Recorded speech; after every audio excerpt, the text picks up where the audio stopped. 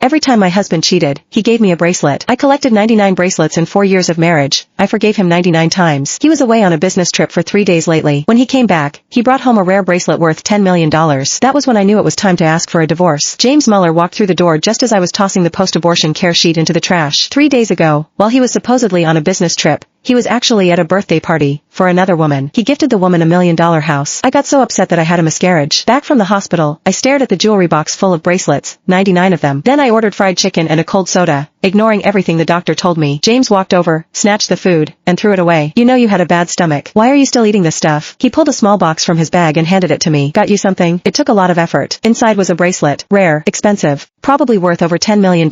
He was not lying. This kind of piece was difficult to get. He must have pulled every string he had. If he had given it to me before we got married, I would have jumped into his arms. At this point, though, I could not even pretend to care. I did not want to try it on. He crouched down in front of me, trying to catch my eye. Are you mad? Because I didn't go with you to see your mom? I'll take you now if you want. I looked away and said quietly, it's fine. Her memorial was 3 days ago. Before we got married, we made a deal. We could skip every celebration, but he had to be there at my mom's memorial. He kept that promise for the first 3 years. This year, after work, I called him. He sweetly said he had left town that morning for a business trip. I checked the flights, only one left that day, and it was too late. He would not make it, so I went alone. I stood in front of my mom's grave and learned James had not been on a trip. He had spent the day with a young woman and gifted her a house. That was when I lost the baby. That was your mom's memorial? Sorry, babe, I totally forgot. He looked surprised. It did not seem fake. He knelt down, took my hand, and tried to smooth things over. Let me make it up to you. I'll buy you another bracelet, something better. This one cost 20 mil. I'll get you one for 30. Every time James screwed up, he would do the same old routine, apologize, act like the perfect boyfriend, then throw money at it. In 6 years, I had never seen him raise his voice. To everyone else, he was the dream husband. I, however, knew how hollow this marriage really was. I was about to say I wanted a divorce, then my stomach growled. He smiled and patted my head like I was a kid. I'll make you some porridge. You think about what you want, another bracelet or maybe a house. He walked into the kitchen. His phone buzzed on the coffee table. I picked it up. A message popped up from Yvonne. James, thank you for the big house. I had the best 3 days. My heart dropped. I opened her profile. Her banner photo showed her and James on a mountain. She smiled into the camera, throwing up a peace sign. He faced away, showing just enough of his cool guy silhouette. My hands started shaking. I scrolled through her feed. Every post in the past 3 days was about their trip. He's here. I don't have to open bottles anymore. OMG, my crush has the cutest smile. POV, a celebrity dating her CEO boyfriend. James had liked almost all of them. The newest post was a picture of the bracelet he gave me. EW, ugly bracelet. Would not wear it even if it were free. That was the only one he did not like. The phone buzzed again. James, I drank too much after you left. Can you come over tonight? I frowned. From the kitchen, he called out, babe, porridge is almost ready. I installed the bugging app one had prepared on his phone, and cleaned the trace. Then I set the phone back down. James walked out with a bowl of shrimp porridge, glanced at his phone, and smiled, barely. Then he put on his serious face. Something came up at work. I need to head back to the office. I stirred my porridge slowly. If it's going to be a late night, just sleep at the office. Okay. He looked relieved. Before leaving, he even ran a bath for me. After James left, I placed the bracelet into the jewelry box. Each box could hold 20. This was the 5th one I had filled. It started 3 years ago. The first time rumors came out about James flirting with a young girl at work. He rushed home right away to explain, saying it was just part of the job. To prove it, he bought me a bracelet that cost about $20,000. I actually smiled when I got it. It felt like an apology back then, like he cared about my feelings and knew what I liked. However, the bracelets kept coming. More and more, pricier and flashier each time. Eventually, I stopped smiling. 6 months ago, on my birthday, he gave me the 80th bracelet. I made up my mind that night to file for divorce once it hit the 100th. Half an hour later, my phone buzzed. A soft, whiny female voice came through. Baby, are you here yet? Ugh, I missed you so much. It was the wiretap from James' phone, feeding live audio into mine. He went to meet Yvonne. You told me to come. How much did you drink? He asked. She snorted playfully. Just kidding. I didn't drink. I just didn't want you going back to that dragon lady. James remained silent for a while before he said coldly, Yvonne, don't talk about her like that. She scoffed. Fine, I get it. No calling her names, even when she's not around. She'd be happy to know you're defending her like this. Her tone was pouty, but there was no mistaking that displeased lilt to her voice. James sighed deeply and pulled her close. Come here. Give me a kiss. Then came a long stretch of kissing sounds, followed by a door closing. Silence. They were probably in the bedroom. Half an hour later, the wiretap picked up more whispering. James, did you handle what you promised? Ball's been gone for 3 days, she asked sweetly. Yeah. He hesitated, but his voice was still gentle. I'll go with you tomorrow. Just keep it quiet. Don't let Michelle find out. My stomach twisted. Ball was Yvonne's dog. I did not know it had died. What was James helping her with that he needed to hide it from me? Before I could process it, James took his phone into the bedroom. The passionate night was long. My eyes were wide open till morning. I had heard about Yvonne long ago. She was James' first love back in high school. They had been together publicly for a while, until his family shut it down. James' mom even ran a background check on her. No one knew what she found, but both parents agreed to break them up. James pushed back hard for months. In the end, however, it was Yvonne who gave up first. She left the country to study abroad, thanks to James' mom. James fell into a slump for years until he met me. I thought he had moved on when he married me. Clearly, I was wrong. I opened the photo photo Yvonne had posted again, this time the house deed. James had bought women gifts before, bags, necklaces, shoes, but never a house. This was the first. The next morning, James came home. He saw my eye bags and sat beside me, pulling me into his arms. "You didn't sleep well last night?" he asked, full of concern. "No," I rubbed my temples and leaned away. "Can you make me some noodles? I'm starving." "Of course. You're my wife," he said with a soft smile, like nothing had happened the night before. He walked into the kitchen. I grabbed his phone and opened his chat with Yvonne. The latest messages were from 10 minutes ago. "After you handle her, come pick me up. I want to visit her mom's grave with you." "Yeah, don't tell anyone. Relax. Baby, love you." A chill crept down my spine. What were they doing at my mother's grave? After breakfast, James said he was heading back to work. I did not believe him. I printed the old report James' mom had put together on Yvonne years ago and drove to the cemetery. 2 hours later, I stepped through the cemetery gates, and there they were, standing in front of my mother's grave. Yvonne stood in all black, cradling an urn in her arms, eyes filled with sorrow. Next to her, James gave instructions to 3 bodyguards as they dug into the empty burial plot to the left of my mother's grave. They did not see me walking up.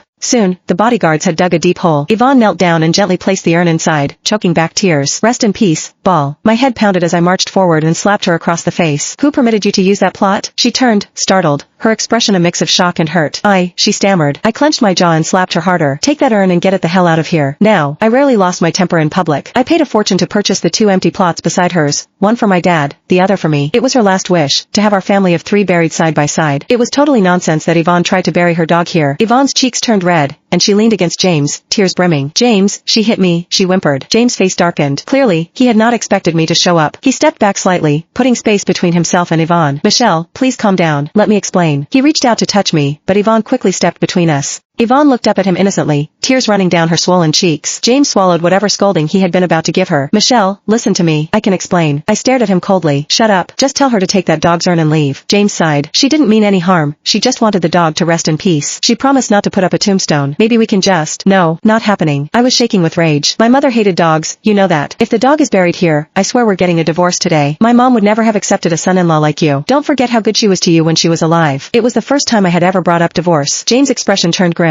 "Michelle," Yvonne suddenly burst into loud sobs. "I've heard about you, Michelle," she sniffled. "I get that you're in a bad mood, but we could have handled it quietly. Stop being stubborn. Just yell at me if you just need to yell at someone. I hate seeing James so torn up." My eyes narrowed. "You asked for it." I grabbed her hair and dragged her to the edge of the hole the guards had just dug. Then I kicked her hard, forcing her to her knees. She cried louder, pitiful and dramatic. I did not even blink. "Pick up that urn. Go to my mother's grave. Kneel. Apologize, or I will rip your face off." Yvonne trembled. She reached the urn and looked up at James, eyes full of silent pleading. His face darkened even more. "Enough," he said. "The urn isn't even buried yet. It's going too far to force her to kneel and apologize." My heart pounded. "Am I? There are many cemeteries out there, but why my mother's? She's desecrating my mother's peace. What the hell do you think she's trying to do?" Yvonne sobbed harder and said, "Michelle, please don't yell at James. I'll kneel." She started to move, but James held her back, gently taking the urn from her. "You don't have to kneel. I'll take you somewhere else to bury Ball." The 2 of them turned and walked away, leaving me behind like I was the one who had done something wrong. I let out a bitter laugh and turned to the bodyguards. "Fill the hole back up." Just then, something caught my eye. The empty plot on the other side of my mother's grave, the one I had also bought, had a brand new tombstone.